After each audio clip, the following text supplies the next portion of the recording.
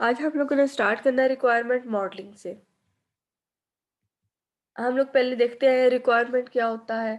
ठीक है, काफ़ी सारे इसके बारे में देखा है। फिर रिक्वायरमेंट को गैदर करने के लिए डिफरेंट स्टेजेस थी, वो हमने देखी है। एलिसिटेशन, एलेबोरेशन, स्पेसिफिकेशन, वो सारी। ठीक है, उसके बाद अब हम देखते हैं कि हमने अपनी रिक्वायरमेंट को मॉडल करना है, अपने रिक्वायरमेंट को किसी एक शेप के अंदर जो है रिप्रेजेंट करना है, तो वो किस किस तरह से हम लोग कर सकते हैं। ठीक है, सबसे पहले रिक्वायरमेंट्स क्या है, अगेन इसकी एक डेफिनेशन देख लेते हैं। Requirements are the condition that a system must meet in order to solve the business problem. ठीक है, कोई भी प्रॉब्लम है उसको सॉल्व करने के लिए जो आपको कंडीशन दी जाती है फुलफिल करने के लिए, वो सारी क्या होती है, नीड्स होती है। ठीक है, वो सारी रिक्वायरमेंट्स होती है। रिक्वायरमेंट मॉडलिंग क्या है? Requirement modelling in the software engineering is essentially the graphically planning stage of the system। ठीक है, अब ये क्या है, हमारे पास रिक्वायरमेंट मॉडलिंग क्या है, हम अपनी रिक्वायरमेंट्स को मॉडल कर रहे हैं, अपनी रिक्वायरमेंट्स को ग्राफिकली ड्रॉ करके, ठीक है, विजिबली जो सामने आ सके उसको दिखा रहे हैं। ठीक है, उसको ड्रॉ कर देते हैं, उसको कोई मॉडल बना देते हैं, या फिर किसी तरह से भी उसको जो है वो एक उसका बिग पिक्चर दिखा देते हैं कि ये वाली चीज़ें रिक्वायर्ड है हमारे सिस्टम के लिए। ठीक है, तो मॉडलिंग में ये क्या है, हमारी एक प्लानिंग स्टेज होती है जिसके अंदर हम अपनी रिक्वायरमेंट्स को प्लान कर लेते हैं। ठीक है, कि कौन कौन सी है, इनको किस किस तरह से हमने रखना है। The requirements are usually documented और मॉडल इन डिफरेंट फॉर्मेट। अब किस किस फॉर्मेट में हम अपने रिक्वायरमेंट्स को डॉक्यूमेंट लिख सकते हैं या मॉडल कर सकते हैं। सिनेरियो बेस्ड मॉडलिंग है, ठीक है, इसको हम लोग देखते हैं। डेटा मॉडलिंग है, फ्लो ओरिएंटेड मॉडलिंग है, क्लास बेस्ड मॉडलिंग है एंड बिहेवियरल मॉडलिंग है। ठीक है, ये सारे डिफरेंट मॉडल्स हैं जिस जिस तरह से हम अपनी रिक्वायरमेंट्स को मॉडल कर सकते हैं। फर्स्ट वाले है हमारे पास scenario based modelling. Scenario based modelling क्या होता है? ये आप लोग OOAD या आप लोगों ने पढ़ लिया या आप लोग पढ़े होंगे या फिर पढ़ेंगे, उस सब्जेक्ट के अंदर सारी डायग्राम्स पढ़ते हैं। तो वहाँ पे सिनेरियो यूज़ केस एक डायग्राम होती है जिसको हम लोग देखते हैं। उसके अंदर क्या होते हैं, यूज़र की जितनी भी रिक्वायरमेंट्स होती हैं, यूज़र की सिस्टम के साथ जितनी इंटरेक्शन हो रही होती है, उससे रेलेवेंट यूज़ केसेस बना लिए जाते हैं। ठीक है? एक-एक पैराग्राफ के अंदर उनकी डिस्क्रिप्शन लिख ली जाती है। फिर उनको क्या है, जब उसकी डायग्राम बनाई जाती है, यूज़ केस डायग्राम बनती है, तो इस तरह से उसके अंदर क्या है, अपने यूज़र का, एंड यूज़र का जो बिहेवियर है हमारे सिस्टम के साथ, कि वो किस तरह से इंटरैक्ट होगा, किस तरह से कोई ऑपरेशन परफ़ॉर्म करेगा, उसको ग्राफ़िकली डिस्प्ले कर दिया जाता है। ठीक है? जैसे ये सारी डिस्क्रिप्शन लिखी हुई है, लेकिन यहाँ से आपको समझा देती हूँ। जैसे ये कोई यूज़र है सिस्टम का, ठीक है? ट्रैवलर, ठीक है? इसने ट्रैवल करना है, ट्रैवलिंग के लिए ये जो है यहाँ पे रिक्वेस्ट करेगा। ठीक है, ये कोई यूजर है, ये सिस्टम के साथ इंटरेक्ट हुआ, कोई आपका ऑनलाइन सिस्टम बना हुआ है। अब ये तीन यूज केसेस बनाए हुए, यूज केसेस मीन्स कि इसके एक्शन, ये क्या है, वहां पे फंक्शनैलिटी जो रिक्वायर कर सकता है। अब गेट बोर्डिंग पास, ठीक है, अब बोर्डिंग पास जो बाहर जाने के लिए वीजा ही समझ लें। ठीक है, ये क्या है, ये बोर्डिंग पास को गेट करना है इसने। ठीक है, उसके लिए ये रिक्वेस्ट कर सकता है। उसके अलावा यहाँ पे क्या है, सर्च फ्लाइट्स, ये फ्लाइट्स को सर्च कर सकता है, कौन कौन सी फ्लाइट्स कहाँ जा रही है, किस टाइम पे जा रही है, इसका एक यूज केस बता लिया है। बाय एयर टिकट्स, इसने टिकट्स जो हैं वो बाय करनी है, तो उसके लिए एक यूज केस बना लिया। ठीक है, तो इस तरह से उसके अंदर सारा शो कर दिया जाता है कि हमारे सिस्टम के जो एंड यूजर है, वो हमारे सिस्टम के साथ किस तरह से इंटरेक्ट हो रहे हैं। ठीक है, तो उन सबको यहाँ पे उनके यूज केसेस बता दिए जाते हैं, जो जो से एक्शन जो है परफॉर्म करने होते हैं। तो ये होती है हमारे पास सिनेरियो बेस्ड मॉडलिंग, जिसके अंदर हमारे सामने सिनेरियो होता है, ठीक है, सिस्टम होता है, किस तरह से इंटरेक्शन हो रही है, वो सारा सिनेरियो है, और उस सिनेरियो की बेस के ऊपर हम उसकी मॉडलिंग कर देते हैं, यूज केस डायग्राम वगैरह बन जाती है। ठीक है, यहाँ से एक दफा पढ़ लेते हैं अगर पढ़ने की जरूरत है तो।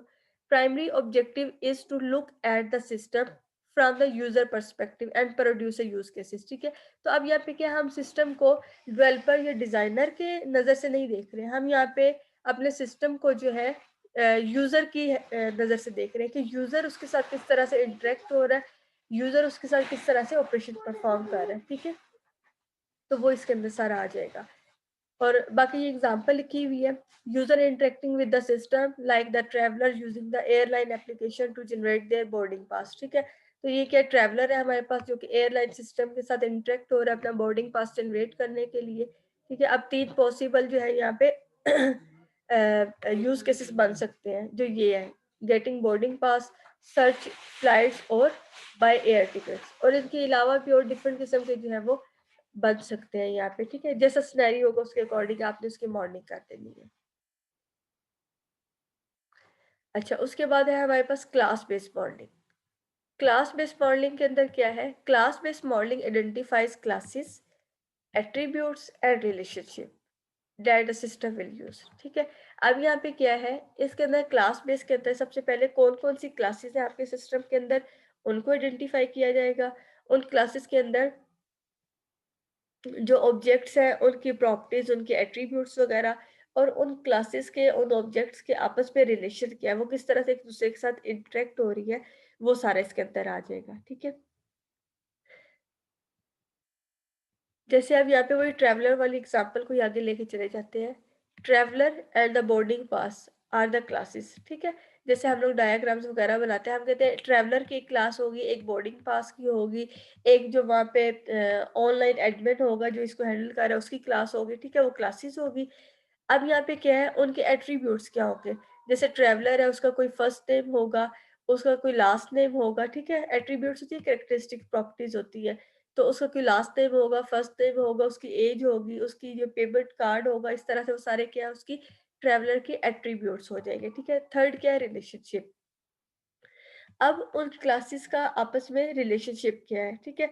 ट्रैवलर क्या करेगा, अपनी सारी इंफॉर्मेशन सिस्टम के अंदर पुट करेगा, फॉर्म को फिल करेगा, और सिस्टम इन रिस्पॉन्स उसको बोर्डिंग पास जो है वो जनरेट करके दे देगा, ठीक है। तो वो सारे क्या होंगे, उसके दरमियान रिलेशन होंगे कि ट्रैवलर का सिस्टम के साथ क्या रिलेशन जनरेट हुआ, उसके रिस्पॉन्स में उसने क्या जो है एक्शन परफॉर्म किया। तो इस तरह से क्लास बेस्ड मॉडलिंग होती है जिसके अंदर क्लासेस, उनके एट्रीब्यूट्स और उनके रिलेशनशिप जो है वो देखे जाते हैं। थर्ड है हमारे पास डेटा मॉडलिंग। डेटा मॉडलिंग भी बिल्कुल क्लास मॉडलिंग की तरह है जो लास्ट हमने देखा है, लेकिन इसके अंदर क्या है, थोड़ा सा उससे एक्सटेंडेड फॉर्म के अंदर होता है, ठीक है, थोड़ा सा इनहेंस वर्जन है। वहाँ पे हम सिर्फ क्या देख रहे थे, ऑब्जेक्ट्स, क्लासेस और उनके रिलेशनशिप। यहाँ पे हम साथ में क्या देखेंगे, उस मॉडल को थोड़ा डिटेल्ड में देखेंगे, ठीक है, फिजिकली टर्म में देखेंगे कि वो डाटा जो हम ट्रैवलर एंटर करता है वो कहाँ पे जाके सेव होगा, उसके लिए बैकएंड पे डेटाबेसेस कौन सी यूज होगी, ठीक है, और वो किस तरह से उसको एक्सेस करेगा। तो उसी मॉडल की थोड़ी डिटेल को हम क्या डेटा मॉडलिंग कहते हैं, ठीक है। Data modeling essentially work with the same element as the class based modeling, ठीक है। ऑब्जेक्ट्स, एट्रीब्यूट और रिलेशनशिप वही वाली तीन चीजें हैं पुरानी, but uses the information to produce a detail model, ठीक है। लेकिन उसी मॉडल को इन डिटेल जो है यहाँ पे डिस्क्राइब किया जाता है। टर्म अ फिजिकल मॉडल, ठीक है, जैसे फिजिकल मॉडल होते हैं थोड़ा डिटेल के अंदर, of what the data base structure will be that will hold all the data, ठीक है। मतलब उसके साथ साथ जो उसकी डाटा बेसिस वगैरह है, उसके नेटवर्क्स वगैरह, उनको भी साथ में देख लिया जाएगा। For example, the name, passport number and the other detail of the traveller that use a airline application, ठीक है। वहाँ पे क्या था, उसका सिर्फ एट्रीब्यूट्स नेम वगैरह ले रहे थे, यहाँ पे क्या है, उसका पासपोर्ट नंबर, उसकी बाकी सारी डिटेल भी लेंगे, और फिर वो कहाँ पे जाके सेव हो रही है, किस तरह से एक्सेस हो रही है, ओवर द इंटरनेट किस तरह से नेटवर्क से पास थ्रू हो रही है, वो सारी चीजें इसके अंदर आ जाएंगी, ठीक है। नेक्स्ट है हमारे पास फ्लो ओरिएंटेड मॉडल, ठीक है। फ्लो के अंदर क्या है, ये भी डायग्राम है, डायग्राम की तरह हम पिक्टोरिकली इसको रिप्रेजेंट करते हैं, ठीक है। इसके अंदर कुछ सिंबल्स दिखाए गए हैं कि हम किस तरह से फ्लो जो है वो दिखा सकते हैं अपने सिस्टम का। तो यहाँ पे क्या है, ये जो बॉक्स आपको सामने नजर आ रहा है, कोई एक्सटर्नल एंटिटी आपने अपने सिस्टम की शो करनी है ना, जैसे ट्रैवलर है या कोई आर्टिफिशियल इंटेलिजेंस सिस्टम है, कोई एंटिटी शो करनी है, तो उसके लिए ये वाला बॉक्स आप लोग बनाएंगे। कोई प्रोसेस शो करना है, मीन्स कोई प्रोसेसिंग हो रही है आपके सिस्टम की, ठीक है, कोई इंफॉर्मेशन लेके उसके ऊपर ट्रांसफॉर्मेशन हो रही है, उसके लिए क्या है, प्रोसेस, ये गोल वाला आपने यूज करना है, ठीक है, सर्कल की फॉर्म में। और ये जो एरो शो हो रहा है, ये क्या है, डाटा फ्लो। डाटा फ्लो, जो आपका डाटा जो है वो एक लोकेशन से दूसरी जगह, एक सिस्टम के एक पार्ट से दूसरे के अंदर जो है मूव कर रहा है, ठीक है, डाटा का फ्लो शो करेगा। और ये जो डबल लाइन दिखाई है, ये डाटा स्टोर, आपके डाटा बेसिस वगैरह को, जहाँ पे आपका डाटा स्टोर होगा उस जगह को शो करेगा, ठीक है। आप इनको देख लेते हैं यहाँ पे। अब प्रोड्यूसर और कंज्यूमर ऑफ डाटा, ठीक है, आपके सिस्टम का कोई प्रोड्यूसर आप बना रहे हैं, कोई कंज्यूमर बना रहे हैं, कोई और पर्सन है, कोई स्टूडेंट है, कोई पर्सन है, कोई एंटिटी है, तो उसके लिए आप क्या शो करेंगे? ये वाला बॉक्स, ठीक है, स्क्वायर बॉक्स जो है उसको शो कर देंगे। कोई आपके सिस्टम का डिवाइस, सेंसर या पर्सन कोई भी एंटिटी है उसको इससे शो करेंगे, ठीक है। प्रोसेस के अंदर क्या है? प्रोसेस के अंदर क्या आपके डाटा की ट्रांसफॉर्मेशन हो रही है, कोई इनपुट लेके उसके ऊपर प्रोसेसिंग परफॉर्म हो रही है, उसकी आउटपुट आप शो करवा रहे हैं, तो वो जो प्रोसेसिंग वाला काम आपने शो करना है वो सारा इस सर्कल के अंदर शो करना है, ठीक है। जैसे आप यहाँ पे है कंप्यूट टेक्सिस, आपको कोई इनपुट दी जाती है, डाटा दी जाता है, उसकी बेस के ऊपर आपने टेक्स्ट जनरेट करना है, ठीक है। तो वो जो टेक्स्ट जनरेट हो रहा होगा, जहाँ पे कैलकुलेशन हो रही होगी, वो सारी सर्कल के अंदर आपने करनी है। कोई रिपोर्ट वगैरह जनरेट कर रहे हैं, उसका सारी इन्फॉर्मेशन यहाँ पे आपने शो करनी है प्रोसेसिंग के अंदर, ठीक है। डाटा फ्लो, डाटा फ्लो के अंदर क्या, अब यहाँ पे देखिए ये इंफॉर्मेशन कुछ सिस्टम के अंदर आ रही है, ठीक है, तो ये क्या एक फ्लो बता रहे हैं। यहाँ पे क्या है, बेस आ रही है, यहाँ पे हाइट आ रही है, ठीक है। तो ये क्या है, इसके अंदर कोई इंफॉर्मेशन आ रही है, फ्लो को शो कर रहे हैं। और जो बाहर भी जा रही है, ये भी क्या है, फ्लो शो कर रहे हैं, ठीक है। इनपुट आ रही है या आउटपुट जा रही है, ये आपके डाटा के फ्लो को शो कर रही है। और ये दरमियान में जो सर्कल है, ये क्या है, प्रोसेसिंग को परफॉर्म कर रही है, ठीक है। जैसे आपने क्या है, एरिया को कैलकुलेट करना है, तो उसके लिए बेस और हाइट आपको दी जाएगी, तो यहाँ पे क्या है, उसकी कंप्यूटेशन होगी और आपको एरिया परफॉर्म करके दे दिया जाएगा, ठीक है। डायग्राम वैसे शो की हुई है, जैसे आपके सिस्टम होंगे उसके अकॉर्डिंग आप लोग बनाएंगे। जैसे यूजर ने कोई अपना नेम, एज वगैरह एंटर की है, यहाँ पे उसकी फॉर्म की प्रोसेसिंग हुई है, यहाँ पे उसका बोर्डिंग पास जो है वो जनरेट हो गया, ठीक है। डाटा स्टोर, डाटा स्टोर अब क्या है, ये आपके पास जो है जैसे डेटाबेसेस के अंदर हम लोग डाटा स्टोर कर देते हैं, उसी तरह से यहाँ पे डाटा जो है उसको स्टोर किया जाता है। हाँ, ताकि जो है इन फ्यूचर जब हमें उस इंफॉर्मेशन की ज़रूरत पड़े, तो वो स्टोर डाटा हम उठा के उसको यूज़ कर रहे हैं, वो दोबारा से कंप्यूट ना करना पड़े, ठीक है। तो यहाँ पे देखिए कोई प्रोसेसिंग परफॉर्म हो रही है, इनपुट आ रही है, आउटपुट डायरेक्ट जा रही है, या फिर आउटपुट को आप क्या है यहाँ पे अपने डाटा स्टोर के अंदर स्टोर कर सकते हैं, ठीक है। नेक्स्ट टाइम उसको इन फ्यूचर यूज़ करने के लिए उसको यहाँ पे यूज़ कर रहे हैं। उस डाटा स्टोर को आप डाटा इंफॉर्मेशन रखवा भी रहे हैं, वहाँ से एक्सेस भी कर रहे हैं। तो इस तरह से आप लोग जो है अपने फ्लो ओरिएंटेड मॉडलिंग भी बना सकते हैं, अपने डाटा के, अपने सिस्टम का फ्लो जो है वो जनरेट करके दिखा सकते हैं। नेक्स्ट है हमारे पास behavioural model. A behavioral model shows the interaction between objects to produce some particular system behavior. ठीक है, अब यहाँ पे क्या है, आपके सिस्टम के अंदर जितनी इंटरेक्शन हो रही है ना, कि कौन सी क्लास किस दूसरी क्लास के साथ इंटरेक्ट कर रही है, कौन सा मॉड्यूल दूसरे मॉड्यूल्स के साथ इंटरेक्शन कर रहा है, या फिर ऑब्जेक्ट्स आपस में किस तरह से इंटरेक्ट कर रहे हैं, आपकी क्लास का अगर ये बिहेवियरल मॉडल बनाया जाए, तो आप हाँ, सारे स्टूडेंट्स क्या है, एक एक ऑब्जेक्ट है, ठीक है। तो एक ऑब्जेक्ट दूसरे के साथ किस तरह से इंटरेक्ट कर रहा है, ठीक है, तो वो सारा इसके अंदर क्या है, इस मॉडल के अंदर इंटरेक्शन देखी जाती है कि वो आपस में कम्युनिकेट किस तरह से कर रहे हैं। That is specified as a use cases, ठीक है। आपने एज अ यूज केसेस जो है अपने ऑब्जेक्ट शो किए हुए, उनके दरमियान इंटरेक्शन किस तरह से हो रही है, फ्लो कहाँ से कहाँ जा रहा है, उसको शो कर दिया जाता है। इसके लिए डिफरेंट टाइप की जो है डायग्राम यूज होती है। सीक्वेंस डायग्राम है, एक्टिविटी डायग्राम है, स्टेट, कोलैबोरेशन, और भी बहुत तरह की डायग्राम्स है, जो कि सारी की सारी आपके सिस्टम के बिहेवियर को, आपके सिस्टम की इंटरेक्शन को शो करती है, ठीक है। और डायग्राम तो हमने यहाँ पे नहीं देखनी है, वो तो OOAD सब्जेक्ट में आप लोग देखेंगे। लेकिन क्या है कि इन डायग्राम्स के मदद से हम लोग अपने सिस्टम के इंटरेक्शन को शो कर सकते हैं, ठीक है। अच्छा, अब रिक्वायरमेंट मॉडलिंग हम लोगों ने पीछे पढ़ ली। उसके बाद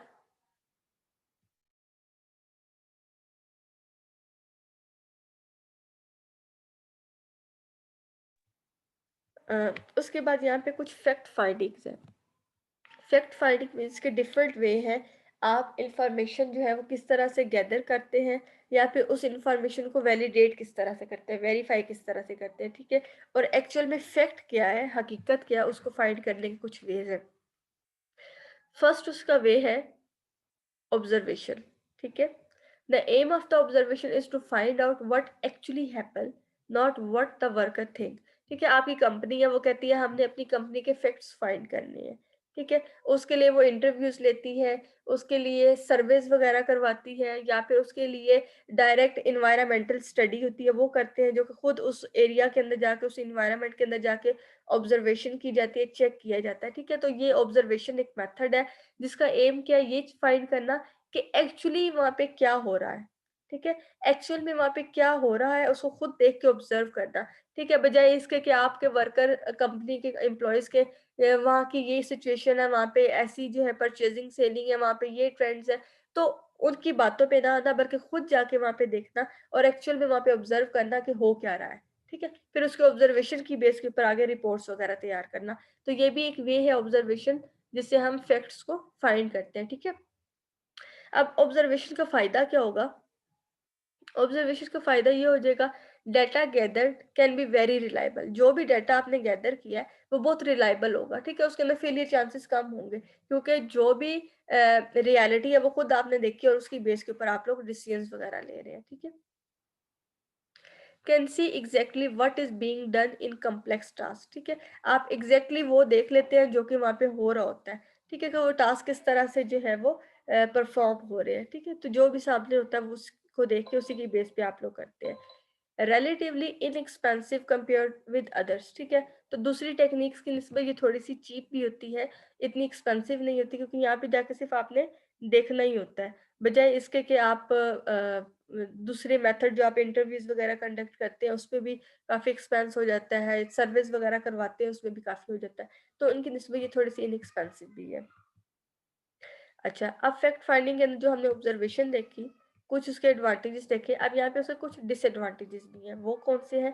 पीपल में perform differently when being observed, ठीक है? पीपल में perform differently when being observed. जब लोगों को हम ऑब्जर्व कर रहे होते हैं, उनको पता है कोई हमें देख रहा है, हमें नोटिस कर रहा है, तो वो उस तरह से परफॉर्म नहीं कर सकते जिस तरह से वो कर रहे होते हैं, ठीक है? तो कॉन्फिडेंस लेवल कह लें या फिर इरिटेशन कह लें या कुछ भी कह लें, तो मतलब उनकी परफॉर्मेंस के अंदर डिफरेंस आ जाता है। तो एक्चुअल में वो जैसा कर रहे होते हैं वैसा हमें नज़र नहीं आ सकता, ठीक है? वैसा हम लोग नहीं ले सकते हैं।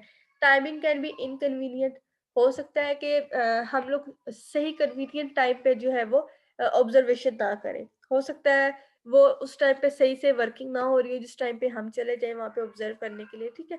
तो ये भी प्रॉब्लम हो सकती है। इंटरप्शन भी हो सकती है, ठीक है? उनके काम के अंदर हम देखो ऑब्जर्व करना शुरू हो जाए तो क्या है, इंटरप्शन होती है। हमें भी कोई ऑब्जर्व करेगा तो इंटरप्शन होती है। हम लोग भी इरिटेट हो जाते हैं और हम लोग भी उस तरह से परफॉर्म नहीं कर सकते हैं जिस तरह से एक्चुअल हम लोग करते हैं, ठीक है? तो may observe wrong way of doing thing, या फिर ये भी हो सकता है कि जो ऑब्जर्व करने गया है उसी का ही मेंटल लेवल थोड़ा-सा अजीब-सा हो और वही जो है चीज़ों को रॉन्ग वे के अंदर ऑब्जर्व कर रहा हो, ठीक है? तो मतलब कुछ एडवांटेजेस भी हैं, कुछ डिसएडवांटेजेस भी हैं। अच्छा, सेकंड मेथड है फैक्ट फाइंडिंग का, examination of document. Examination of document के अंदर हम ये कहेंगे कि कंपनी के जो डॉक्यूमेंट्स हैं उनको एग्जामिन करना, उनको देखना।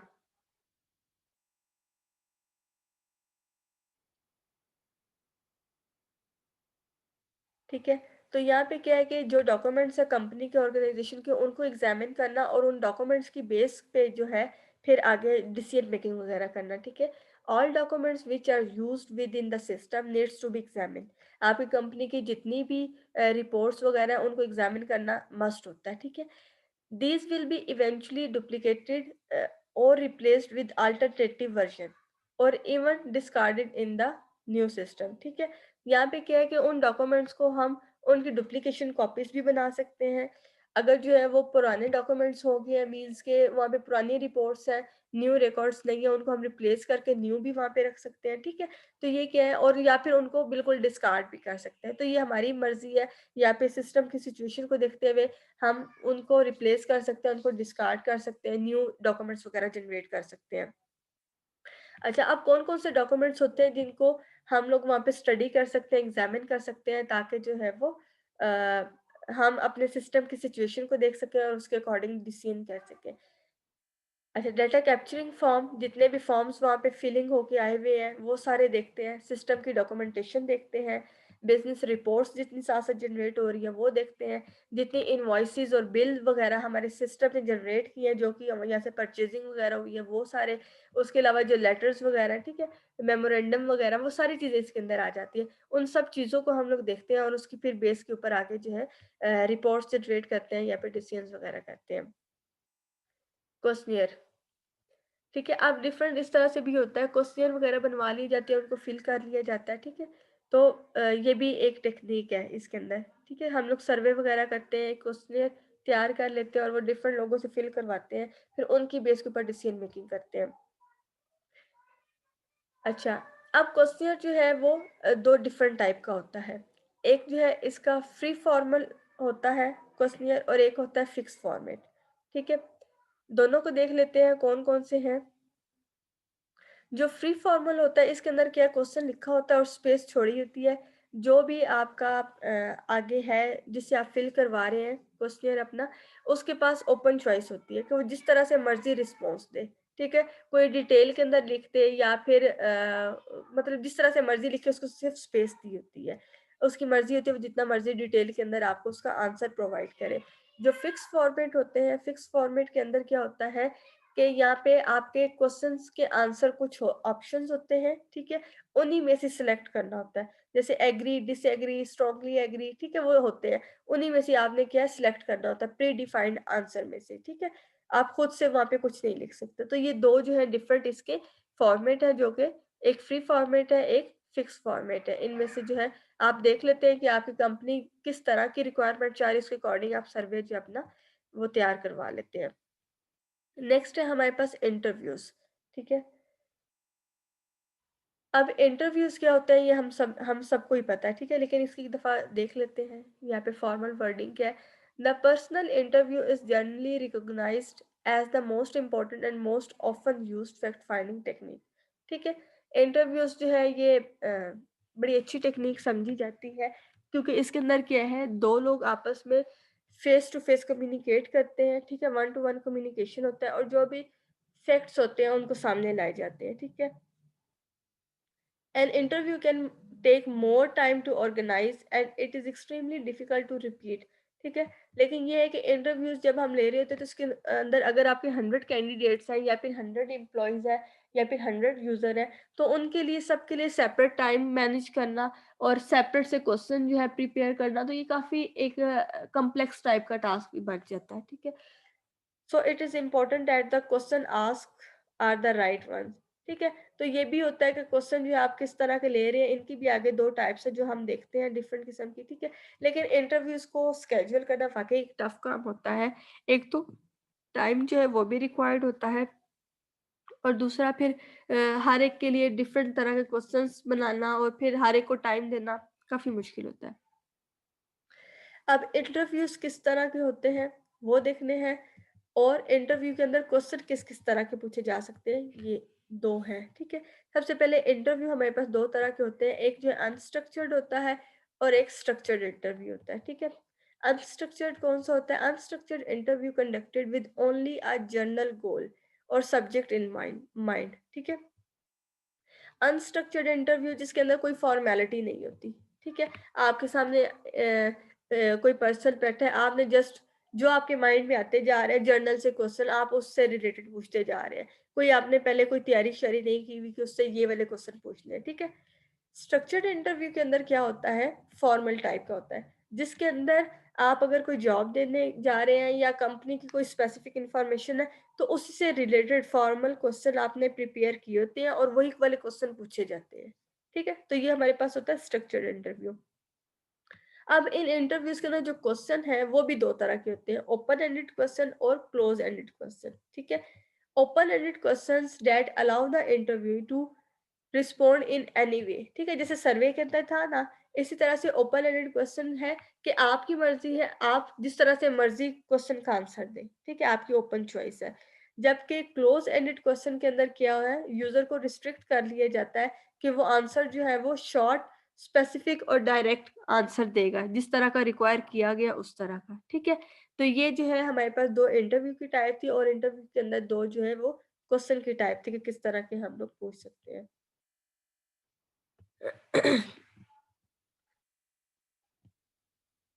अच्छा, नेक्स्ट है हम फैक्ट फाइंडिंग टेक्निक्स देखने के बाद हम लोग यहाँ पे देख लेते हैं इवैल्यूएटिंग सिस्टम रिक्वायरमेंट।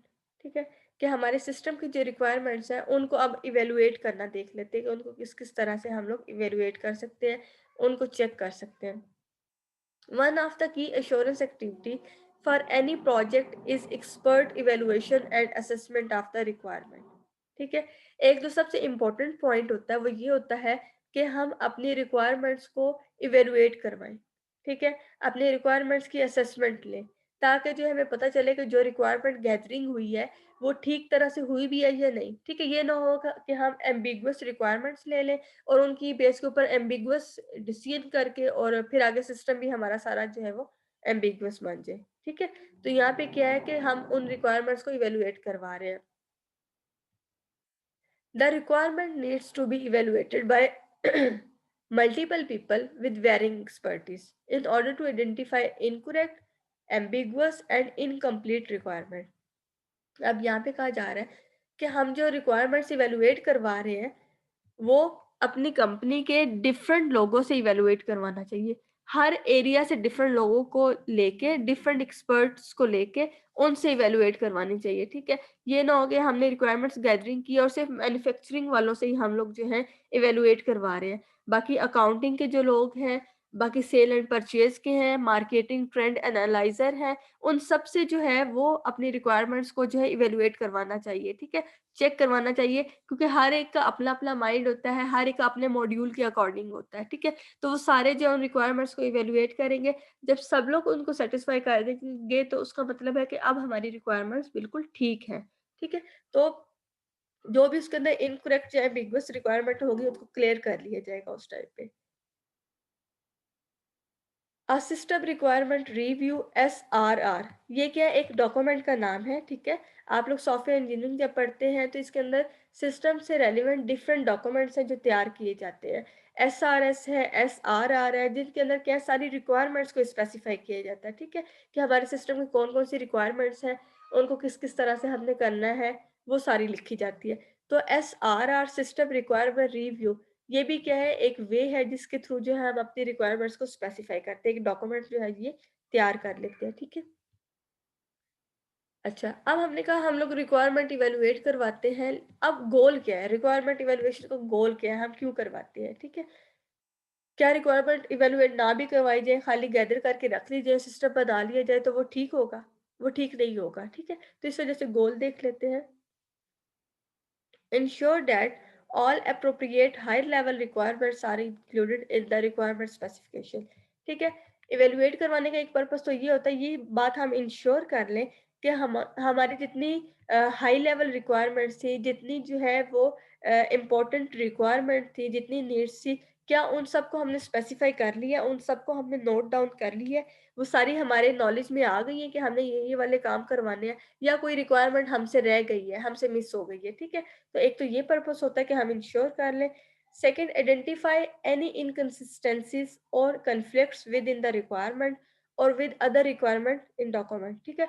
दूसरी बात ये है कि हम देख लेते हैं कि हमारे डॉक्यूमेंट के अंदर या हमारे सिस्टम के अंदर ऐसी रिक्वायरमेंट्स तो नहीं है जो एक दूसरे के साथ कन्फ्लिक्ट कर रही है कि अगर हम ये वाली रिक्वायरमेंट नंबर 1 को सेटिस्फाई करेंगे सिस्टम के अंदर तो उसकी वजह से कोई दूसरा कन्फ्लिक्ट आ जाएगा। ठीक है? तो रिक्वायरमेंट्स के दरमियान इनकंसिस्टेंसीज और जो कॉन्फ्लिक्ट्स वगैरह हैं, उनको यहाँ पे चेक कर लिया जाता है, कोई ऐसी एम्बिग्यूटी वगैरह तो नहीं आ रही है, ठीक है? Third one is ensure that the quality of document, ठीक है? फिर ये भी देख लिया जाता है कि जो हम डॉक्यूमेंट वगैरह बना रहे हैं, वो क्वालिटेटिव है या नहीं, उसकी रीडेबिलिटी जो है, वो अंडरस्टैंडेबल है, ठीक है? कोई इसको रीड करेगा, उसको फ़ौरन से समझ आ जाएगी कि लिखा हुआ क्या है, हमारा सिस्टम क्या चीज़ रिक्वायर कर रहा है, ठीक है? तो ये इन सारी चीज़ों की श्योरिटी के लिए हम लोग इवैल्यूएशन करवा लेते हैं। नेक्स्ट है हमारे पास चेकलिस्ट। चेकलिस्ट के अंदर क्या है कि हम एक चेकलिस्ट बना लेते हैं जिसके थ्रू हम ये देख लेते हैं कि हमारी रिक्वायरमेंट जो है वो ठीक है या नहीं है। पहली बात है इसके अंदर है नेसेसरी, ठीक है? कि हम देखते हैं सारी नेसेसरी रिक्वायरमेंट हमने लिख ली है, नोट डाउन कर ली है, कोई हमारी इम्पोर्टेंट रिक्वायरमेंट रह तो नहीं गई, ठीक है? सेकंड है कंसाइज़ ठीक है? कि हमारी जो रिक्वायरमेंट है वो कंसाइज़ होनी चाहिए, मिनिमल शॉर्ट फॉर्म में होनी चाहिए। ये ना हो कि एक पूरा पैराग्राफ पढ़ के भी हमें समझ ना आए कि क्या चीज़ रिक्वायर की जा रही है, ठीक है? एक ही स्टेटमेंट के अंदर लिखा हो कि यूज़र को ये चीज़ रिक्वायर्ड है और फिर आगे नेक्स्ट वाली स्टार्ट कर ली जाए। फिज़िबल, फिज़िबल के अंदर देखा जाता है कि क्या ये रिक्वायरमेंट फुलफ़िल करना ठीक है या नहीं। फिज़िबल होता है जहाँ पे हम ये डिसीज़न करते हैं कि क्या ये इस चीज़ को आगे प्रोसीड किया जाए या इस चीज़ को यहाँ पे क्विट कर लिया जाए, कि क्या ये रिक्वायरमेंट फुलफ़िल करना जो है हमारे लिए अच्छा रहेगा इन फ्यूचर या नहीं, ठीक है? तो यहाँ पे ये फिज़िबिलिटी देख ली जाती है कि इस चीज़ की पॉसिबिलिटी देख ली जाती है, अचीवमेंट देख ली जाती है, ये चीज़ जो इन फ्यूचर हमारे लिए अच्छी होगी या नहीं होगी। टेस्टेबल, ठीक है? टेस्टेबल के अंदर क्या है, हम लोग मेजरमेंट्स ले लेते हैं, अपने रिक्वायरमेंट्स की टेस्टिंग करते हैं, इनके मेजरमेंट्स ले लेते हैं, ठीक है? और फिर उसके अकॉर्डिंग जो है आगे देख लिया जाता है कि इनको हम फुलफिल कर सकते हैं या नहीं कर सकते। टेक्नोलॉजी इंडिपेंडेंसी देख लेते हैं कि हमारी जो रिक्वायरमेंट्स हैं, क्या ये डिपेंडेंट तो नहीं है टेक्नोलॉजी के ऊपर, ठीक है? कि ये ना हो कि ये फिक्स प्लेटफ़ॉर्म है, इसी के ऊपर ये वाला हमारा सिस्टम चल सकता है, किसी दूसरे टेक्नोलॉजी के ऊपर नहीं चल सकता, या फिर हमारा ये सिस्टम जो है, ये सिर्फ़ इस ऑपरेटिंग सिस्टम के ऊपर चल सकता है, किसी दूसरे के ऊपर नहीं चल सकता, ठीक है? तो इस तरह से हम लोग क्या है, टेक्नोलॉजी इंडिपेंडेंसी देख लेते हैं। क्या जो हम सिस्टम बना रहे हैं, हमारा सिस्टम डिपेंडेंट तो नहीं है टेक्नोलॉजी के ऊपर, ठीक है? तो हम लोगों को ऐसा सिस्टम बनाना चाहिए जो कि टेक्नोलॉजी इंडिपेंडेंट हो, ठीक है? वो डिपेंड ना करो कि वो एक ही प्लेटफ़ॉर्म के ऊपर चल रहा है और दूसरे प्लेटफ़ॉर्म के ऊपर वो चल नहीं रहा। तो इंडिपेंडेंसी देखना यहाँ पे ज़रूरी है। नेक्स्ट है हमारे पास अनएम्बिगुअस, ठीक है? कि हम जो रिक्वायरमेंट्स ले रहे हैं सिस्टम के लिए, वो अनएम्बिगुअस होनी चाहिए, उनके दरमियान कोई एम्बिग्यूटी नहीं होनी चाहिए, बिल्कुल क्लियर, वाज़िया जो है वो सारी रिक्वायरमेंट्स जो है वो लिखी हुई हों, ठीक है? जिनको पढ़ के हमें समझ आ जाए कि हमारा सिस्टम क्या चीज़ रिक्वायर कर रहा है, ठीक है? क्लियर होनी चाहिए। नेक्स्ट है हमारे पास कंप्लीट, कि जो रिक्वायरमेंट्स हमने ली है वो सारी कंप्लीटली डिफाइंड हो, ठीक है? ऐसा ना हो कि रिक्वायरमेंट को आधा हमने देखा, आधा हमने रीड किया, आधा हमने लिखा और उसको छोड़ दिया। तो ये एक चेकलिस्ट बना लेते हैं जिसके थ्रू हम देखते हैं कि हमारे सिस्टम की जितनी भी रिक्वायरमेंट्स हैं वो सारी नेसेसरी हैं, कंसाइज हैं, ठीक है? मिनिमल फॉर्म के अंदर हैं, फिजिबल है या नहीं है, उनको हम टेस्ट कर सकते हैं नहीं कर सकते, टेक्नोलॉजी डिपेंडेंसी, एम्बिगुइटी, कंप्लीटनेस, ठीक है? ये सारी चीज़ें देख लेते हैं, चेकलिस्ट के ऊपर हम इनको मार्क करते रहते हैं। अगर ये सारे हमने मार्क कर लिए, इसका मतलब है कि हमने अपनी कंप्लीट रिक्वायरमेंट्स जो हैं उनको गैदर कर लिया है, ठीक है? तो इस तरह से फिर आगे हम अपनी इन रिक्वायरमेंट्स की बेस के ऊपर आगे अपने सिस्टम को प्रोसीड कर लेते हैं।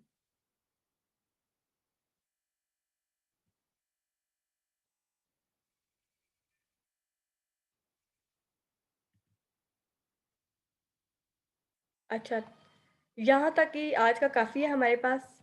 अ, लास्ट जो अभी हमने पढ़ा है इसमें से कोई मसला है तो मुझसे पूछ लें, यहाँ तक, चेकलिस्ट तक।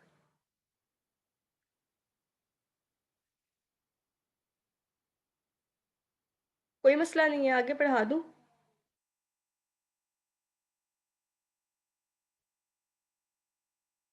क्लास क्लियर है? मै मैम काफ़ी है इतना।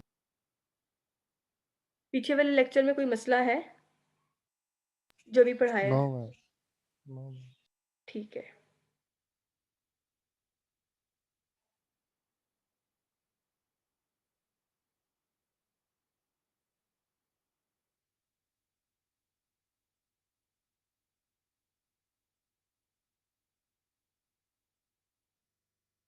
अच्छा, अभी है 2 मिनट इस लिंक में, ठीक है।